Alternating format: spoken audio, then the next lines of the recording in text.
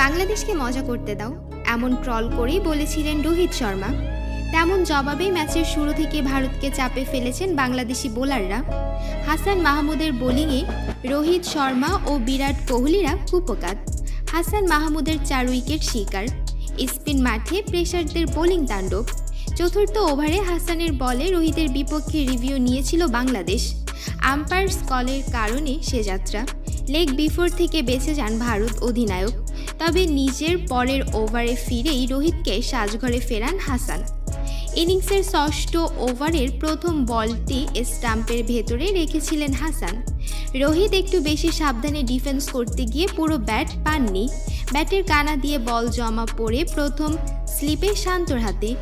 দারুণ লো ক্যাচ নিয়েছেন শান্ত। সাজঘরে ফেরার আগে 19 বলে 6 রান করেছেন রোহিত। দ্রুত 2 উইকেট হারিয়ে বিপদে পড়া ভারতের ভরসা হয়ে 4-এ নেমেছিলেন বিরাট কোহলি। তবে অভিজ্ঞ এই ব্যাটারকেও দাঁড়াতে দেননি হাসান।